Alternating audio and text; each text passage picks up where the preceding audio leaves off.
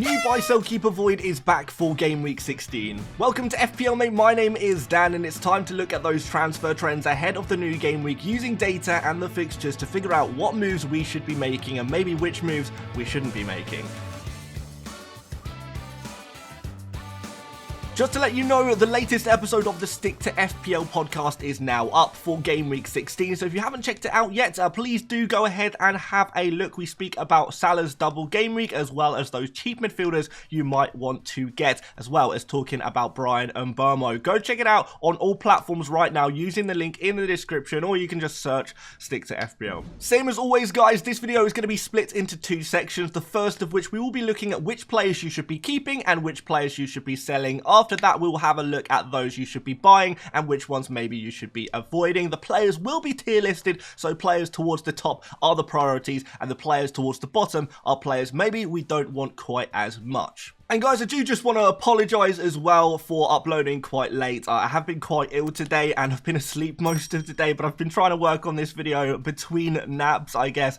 So I do apologise if I'm not my usual self this episode and if my voice is not so great, but the show must go on. I can't stand going a day without uploading. So yeah, priorities, guys, priorities. But loads to talk about, of course. The FPL doesn't stop just because FPL Mate is ill. And we're going to have a look at some keeps here in the forward section. And certainly Solanke ahead of this game against Southampton is a player I would be looking to keep. And looking through his data, it's actually pretty good over the past 6 game weeks where he has scored 3 goals from an XG of 3.14, which is actually quite nice. These are some of the better numbers among forwards. So even though I'm not so keen on him for game week 17 and 18, I think we can definitely do better then. And I am eyeing up, maybe if you do have Solanke, a move to Isak could work really well from 17. I think from this week alone, Solanke is a player to keep. João Pedro is also going to be a keep with his great fixtures. I think for his price tag, the numbers that he is showing are still very, very good. Penalty taker as well, which is useful. And we have seen him get some minutes in the forward position, which is very nice indeed. Nicholas Jackson is an incredibly low priority sell. It's been difficult to judge him really because he came into some form, then was out of the team for the Southampton game. Didn't really perform against Spurs, but before that, he was doing so well, and with Brentford at home next, a team that does concede a lot of goals, can be very open, and Jackson could really put some pressure on this team. I think he is a player to keep for one more week if possible. The only kind of player I would be maybe interested in selling some of these guys for would be Alexander Isak, but outside of that, there are some players I think are worth monitoring at the moment. So if you do have Cunha, I would be a little bit worried as Wolves are just doing so poorly recently, and Cunha's numbers have dropped off even more. They were never particularly high, but he was scoring goals at least from the limited chances that he was getting. But now it does seem like it is drying up a little bit. Ipswich and Leicester are the next 2 fixtures, so maybe you want to give him these 2 fixtures before maybe starting to think about removing him. Of course, that all changes if there is a managerial change at Wolves, which I wouldn't be totally surprised by. We've got Wood here as well as another player to monitor. I don't think he's an absolute must sell, but the fixtures aren't perfect. We've got Villa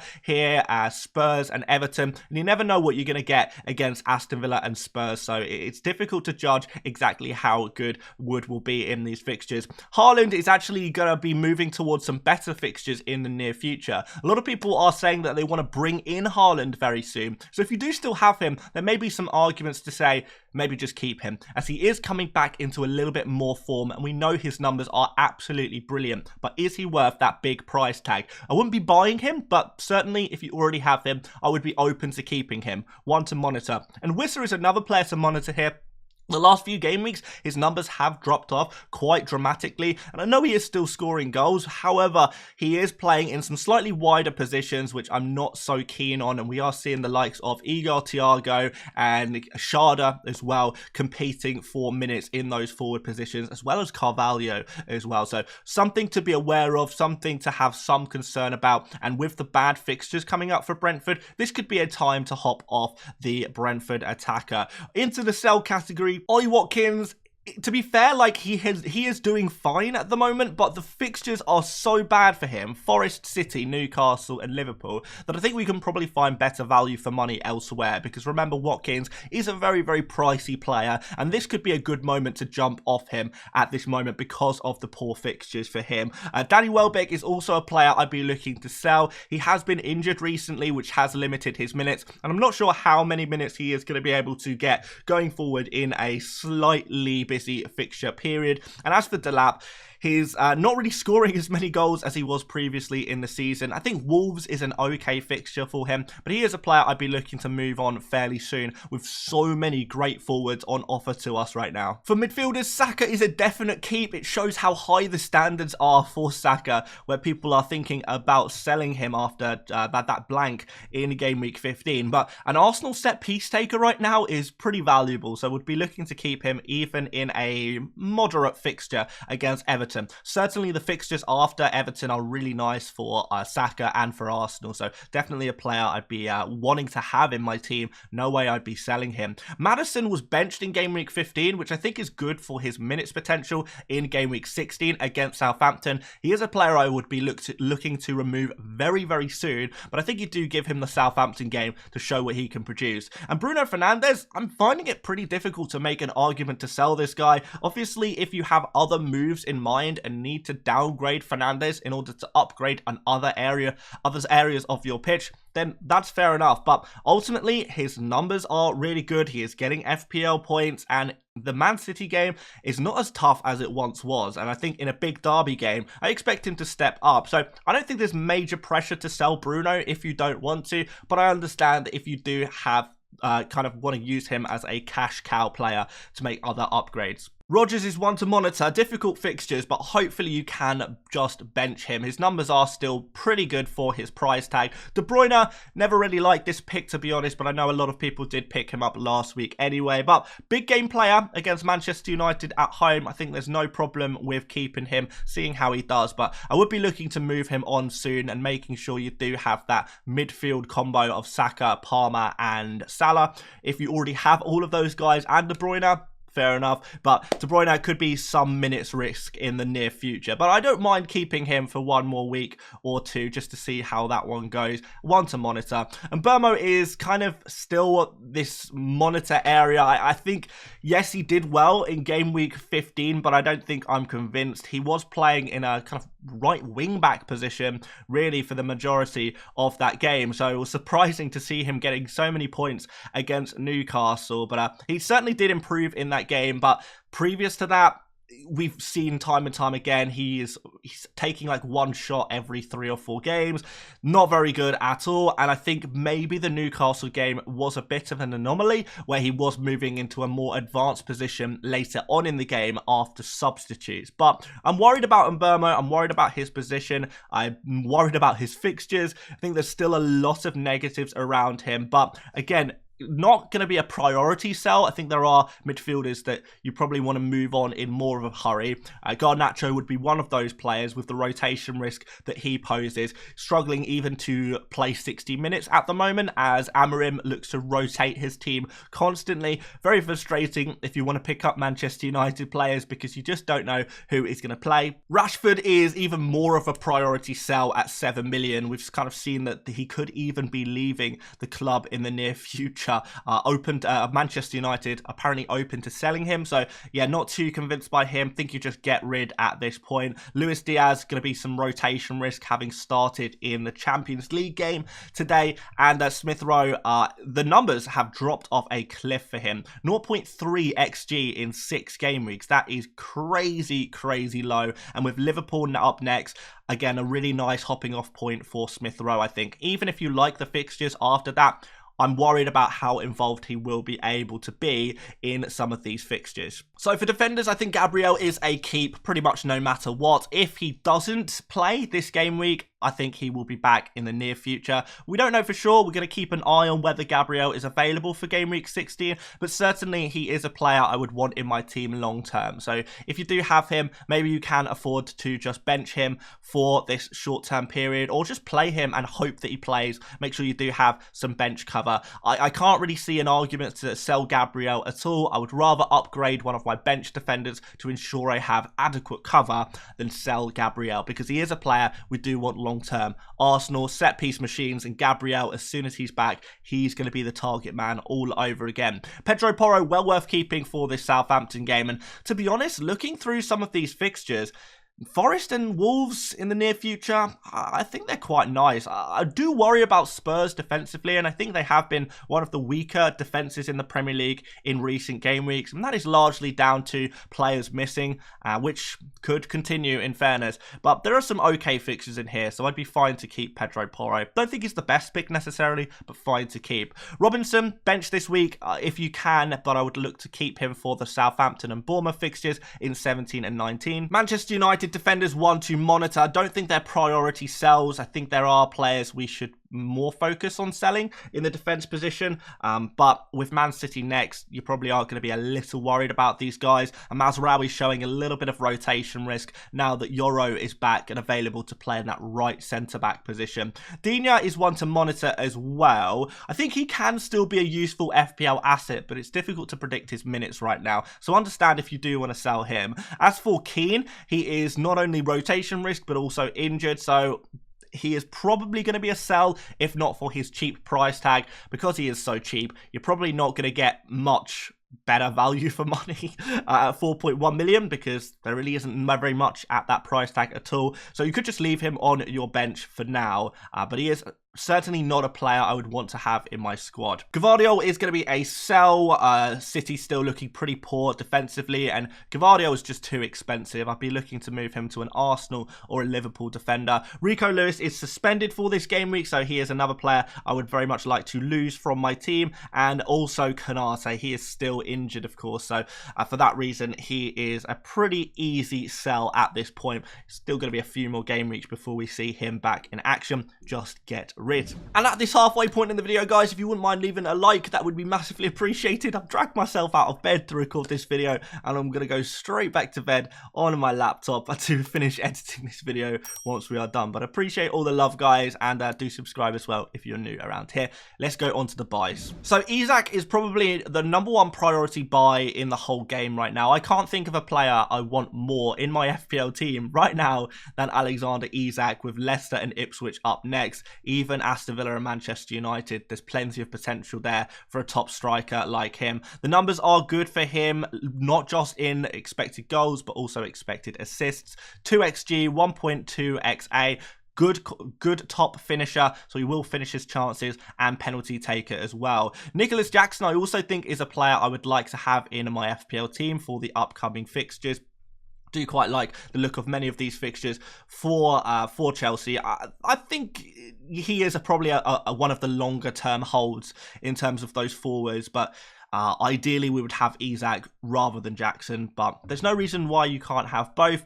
João Pedro is in here as well. Good fixtures in the next few game weeks, and for that price tag, I don't think you can do very much better. Monitor Evan Nilsson. I think he's looking reasonably good. Decent numbers here, 3.23 XG, and the fixtures are pretty decent here as well. We've got West Ham up next, Crystal Palace at home in 18 as well. Cunha is a really interesting one. I think if you haven't already bought Cunha, I would be starting to move away from him, to be honest. I think you may have passed the point to buy him. There's certainly going to be potential in these nice fixtures against Ipswich and Leicester, but after that, 7.1 million, I'm not sure he provides the same value for money as he maybe did a few weeks ago, maybe a month ago, where he was a lot cheaper. So yeah, the time to buy Cunha is really running out, and it might be the time to start looking elsewhere if you haven't already invested in him. Wood is also on here as a monitor. His numbers are okay. Doesn't take very many shots though, which is always an issue with him. Just has a few high XG chances, and often it's the case that he does get gifted a lot of goals. But if it keeps happening, then maybe we can't call it a coincidence. Fixtures, average for him. And Wissa is a player to monitor as well. I'd like to see where he lines up in the upcoming game weeks, because I am worried about him playing wider. Avoid Strand Larsen. overperforming by too much here. I'm not sure I trust him as a forward in these next fixtures. I mean, if you already have him, he's fine to keep, but I don't think I'll be buying him. I think, again, you might have missed the boat on that one to take advantage of a long period of good fixtures. And I think you do need a large period of good fixtures for a player like Strand Larsen. Solanke, yes, I would keep him, but I wouldn't buy him either. After this game week, the fixtures do take a turn for the worse in game week 17 and 18. So, yeah, if you don't already have Solanke, probably wouldn't go there. And Jamie Vardy, yeah, I would look to avoid him as well. Don't really love the look of these fixtures, and I do always think there's going to be a bit of rotation risk for a player of his age. Usual suspects in the buy category for midfielders: Palmer, Salah, Saka. These are the only players that we can say with confidence we must have these guys in our FPL teams. And certainly I would say that Saka is the lowest priority of the three if you are looking to pick one up this week. But Palmer and Salah would be above. Think I slightly prefer Palmer as a buy this week because of the fixture is much better if you have neither Palmer nor Salah. But hopefully most of you guys are getting to a position where you at least have Palmer and Salah. If you can add Saka to that as well in your midfield, brilliant stuff. Now, the rest of the midfielders are far more contentious because I think it's really difficult to say which players we're confident in here. But there are some gems here, and Enzo is going to be the first one of those gems because he's so cheap at 5 million. Looks to be playing minutes at the moment. I think certainly in the easier fixtures, Brentford, Everton, Ipswich, I do expect him to play in these games as well. He's been in good form. He's one of the captains at the club, which is nice. He is taking shots. He is creating for his teammates. His position has changed a lot since the start of the season, and it could be a really good value for money pick to have in your team long term. I know historically we've spoken about Smith Rowe and Rodgers and Semenyo as the best cheap options, but I think Enzo has now made a real claim to be the best cheap midfielder in the game of FPL right now. So definitely would be having a look at him, getting plenty of FPL returns in recent game weeks. It's just about whether he can play all minutes. I'm not sure I would be 100% convinced by that, and maybe he can be more of a rotation guy within your squad than a player to play literally every game week. A mad similar situation. That's kind of what you have to do with these cheap guys, but he's been the star really of this new look Manchester United team. Looks good every single game, and even this game against Manchester City, I don't think is quite as bad as maybe it looks on paper. Gordon is a really interesting differential here. Not too many people talking about him, but with Leicester and Ipswich up next, he's playing really well whenever he's on the left wing position, getting plenty of chances, some set pieces, which is, of course, very useful as well. Great routes to points. If you're looking for an Mbeumo replacement, I think Gordon is definitely a player I would consider over the likes of Bowen because Gordon has better fixtures for a longer period of time now.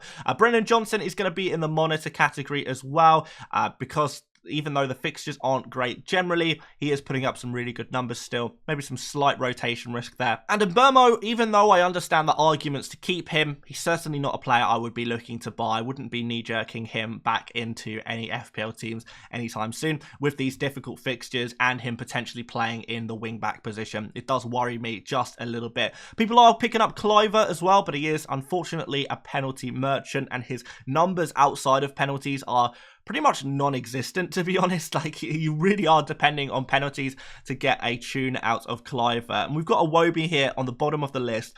You just don't buy a player ahead of Liverpool away. It is the worst fixture of the season at the moment, isn't it? So, yeah, maybe wait one more week before going on Iwobi, but even then, I don't think he is a must-buy. But yeah, wouldn't be buying Iwobi, not in Game Week 16. Let's revisit this one in Game Week 17. Looking through defenders, and providing Timber is fit and available, I would be probably picking him as my #1 defender for this week. The next 3 game weeks look amazing for Arsenal, and Arsenal have been putting up the best defensive numbers in the Premier League over the past maybe 10 game weeks. Actually, quite a lot better numbers than Liverpool, which did surprise me. I know Liverpool have kept more clean sheets this season, but Arsenal's defensive numbers are looking really good, and I think that will start to show in the results very soon. Trent Alexander-Arnold is a nice pickup as well. However, the next 2 fixtures aren't perfect for any defenders really, Fulham and Spurs, but I've been liking the look of Trent and his attacking ability. So he is getting more likely to get attacking returns, I think, but the next two fixtures aren't perfect, so I don't think you need to rush in on Alexander-Arnold necessarily, but certainly a player on the watch list. And Kerkez, if you're looking for a cheap defender, Kerkez would without a doubt be my guy. He's putting up really nice attacking numbers. Bournemouth have been one of the stronger defences in the Premier League over the past 10 game weeks, which is nice to see. And the fixtures are really nice as well. West Ham at home, Crystal Palace at home in 18 as well. A really nice rotation defender who rotates really well with another player we're going to speak about in a second. Van Dijk is in the monitor section. Yeah, don't love the next 2 game weeks for him, but after that, I think we have a closer look at him. But it's Daniel Munoz is the player who rotates really nice with Kerkez. I'm not sure I would buy him with Brighton, Arsenal and Bournemouth in the next 3. But after that, the fixtures look really good for him. So he is certainly one to keep an eye on with incredible attacking numbers. I mean, 2.27 XG in the last 6 game weeks. For a defender, that is actually crazy. It really is. And even in some tougher fixtures, you wonder, could he score in these games? Like, it definitely looks possible. So Munoz is firmly on my radar, with Crystal Palace improving as a team, improving defensively, and Daniel Munoz showing what we loved about him last season, that super attacking defender who is almost playing as a striker or an inside forward. Absolutely incredible. Pedro Porro, one to monitor. Don't think I'd be rushing to buy him. And Saliba, any Arsenal defender, is not going to be an avoid completely with the great fixtures on offer. But I did want to point out, he's not going to keep scoring. Like, trust me, as an Arsenal fan, he's not going to keep scoring goals. I think he's been super fortunate in the past 2 game weeks to score goals. I mean, what the first goal he scored in game week, what was it, 14, when the ball just bounced off his bum and found the back of the net. Crazy stuff. That was his first shot of the entire season, and you could barely even call it a shot. I think he was very fortunate again in game week 15 as well. Found himself in with an open goal because the poor defensive positioning of Robinson off the back of a corner. But I don't know if it's sustainable. I mean, everything suggests that Saliba goals are not sustainable. I mean, like I said, he's taken 3 shots all season, and they're all in the last 2 game weeks. As soon as Gabriel comes back, Saliba is the ball's not going to be anywhere near him in those set pieces. So real big warning sign around him. He still can get clean sheet points, but goals are going to dry up. They just will. Like, that is just a fact. Let's go to avoid. Cucurella, not convinced by him, mostly because I'm not convinced by Chelsea defensively, and Brentford are a team capable of scoring goals. So for 5.1 million, I'm not sure I'd be looking to go there. And he has got a couple of assists recently, but it's not like his attacking numbers are anything crazy for the amount of minutes he has played. You know, similar to Trent in significantly more minutes and playing for a worse defense. 5.1 million, think is a little bit too much to be spending on him. Either, I don't think I'd go there either. Poor fixtures in the next 3. Really poor. And honestly, I don't understand why people keep buying Aina. People just keep buying him. His price just goes up seemingly every week. He's at 4.9 million now. I think he's got 1 return in the past, like 6 game weeks or something like that. 1 clean sheet in the last 5 or 6, maybe 5 game weeks. Crazy stuff. People keep buying him though, but yeah, with these fixtures, I think we're going to see more 1 and 0 pointers, because it seems like most game weeks at the moment, he's either scoring 1 point or 0 points, which is not good enough for that price tag. But he can't help it. The fixtures are poor. Of course, Young is going to be well and truly in the avoid section. Arsenal, Chelsea and Man City in the next 3. That is a dreadful run of fixtures. It really is so bad for a defender. So would be staying well clear of any Everton defender. And let's do goalkeepers quickly. Keep Raya. I think keep Sanchez, although I am worried about his minutes moving forward. Could he be replaced eventually by a Jorgensen for Chelsea? Maybe. Not sure. Let's keep an eye on him, but I think he's a keep for this week. Edison and Vicario are going to be sells, given that they are either rotation risk or injured. Really the only strong reasons to sell goalkeepers. As for a buy, Raya is really the only goalkeeper I'd be comfortable buying right now. But I have put Kepa Arrizabalaga here as well as a potential cheap goalkeeper you could go for. Avoid Kelleher. Alisson is finally back. He played in the Champions League, so yeah, big concern about Kelleher. maybe even time to sell him if you don't have any backup, because he is going to be out of the team, if not this game week, maybe next game week. Like, he is on very, very thin ice with Alisson now back. We know Alisson is the first choice goalkeeper for Liverpool, so big warning for Kelleher owners and Kelleher prospective buyers as well. And I wouldn't buy sells either with these next 3 fixtures. If you want to buy him in a few weeks, then maybe, but whatever you have right now, I'm sure is not that much worse than sells given these fixtures. And I think that is all the players we have to talk about today. Please feel free to leave a comment. I will try and respond to some if there are any other players we haven't spoken about today. Really do appreciate you guys joining me for today's video. Do drop a like if you haven't done already. Subscribe if you're new around here as well. I will be back for another video tomorrow, no matter how ill I feel. The show must go on, like I say, and I will see you later, mates. Bye-bye.